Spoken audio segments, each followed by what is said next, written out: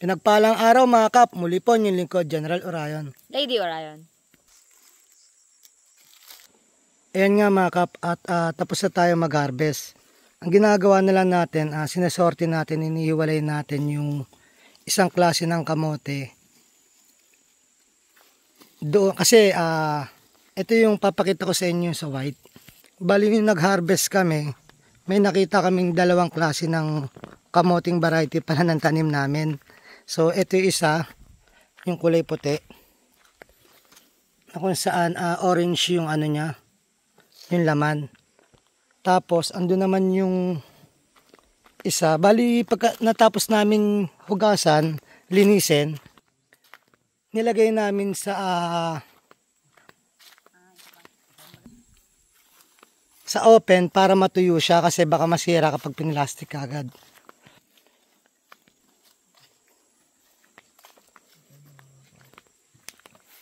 So ito nga pala ang ating mga nagsisorti, si Rodel at si Tok. Kasama na rin natin si JM. Yan. Kilala nyo naman si Lady, di ba? So ito mga kap, yung nakita namin na dalawang klase pa rin pala to, sabi ni Rodel. Na kung saan, ito nga, para siyang mapusyaw, no? Ito. Tsaka para may mga line.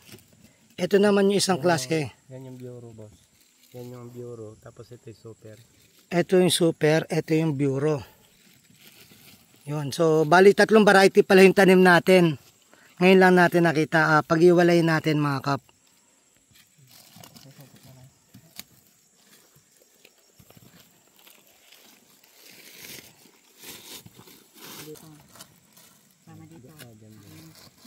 Ito lang yung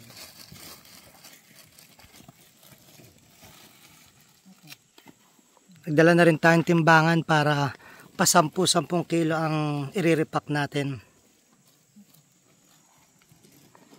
Bali, mula pagka-harvest mga kap, hinugasan natin, pinatuyo para maiwasan yung pagkasira. Tapos irerekta na natin kaagad sa market. Para kahit papano, pag binenta mula market hanggang sa consumer, mababa yung presyo dahil hindi siya dumaan sa mga ahente. Yung talagang farm to market. So ayan, patingin nga yung ganito yung 10 kilo karami.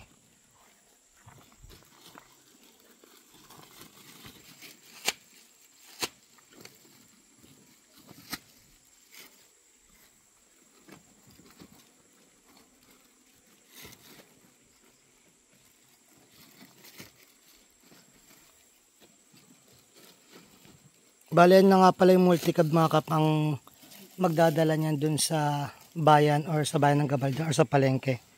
Ngayon titimbangin na ni Lady.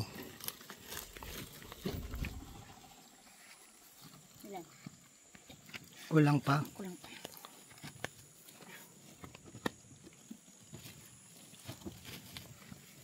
Isa pa. So yan mga kap, nagpasobra na tayo. Pero 10 kilo lang natin ibebenta yan.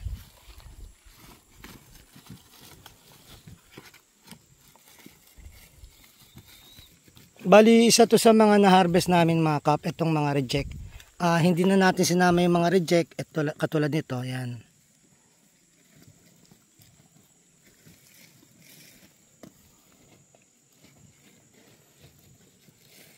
So yung mga maayos pang reject, halimbawa ito, pwede pa to pangkain namin. So paghati-hatian namin yan, kahati rin namin yung mga alaga naming mga baboy, kambing, kung saan ilalaga yan para ipakain sa kanila at saka sa mga manok. So walang masasayang sa ina-harvest natin kasi pinapakain din natin sa mga alaga natin. Yan, sabi ni Lady kasama na rin daw yung sa aso. So ang dami namin pag aso eh. Yun, so sobra tayo. Okay lang yan. So kundi bukas isang araw mga kap, mag-harvest ulit tayo.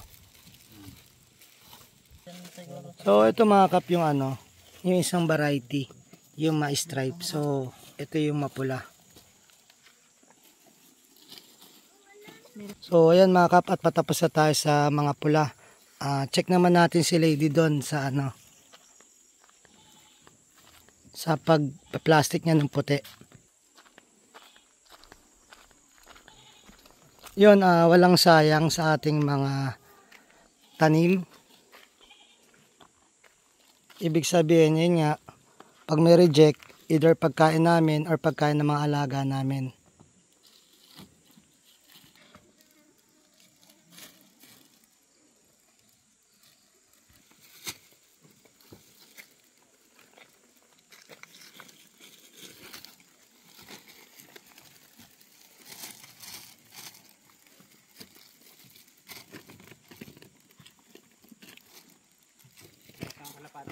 Sige.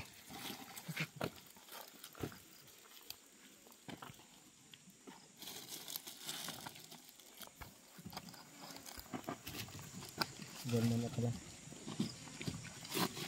So yan, okay na yan.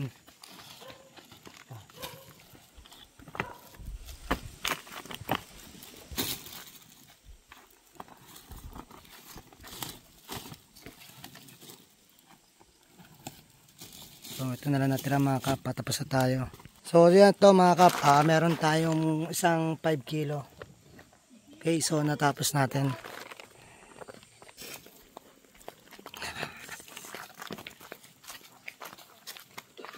So dito natin ito ang magbibiyahe bukas.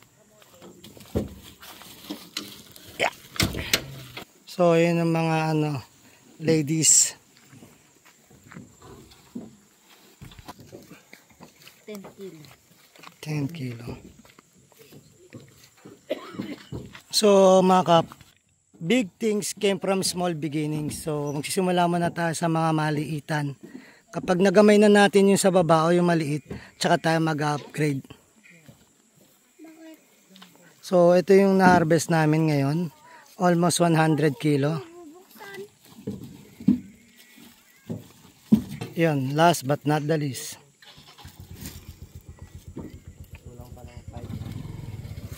Nang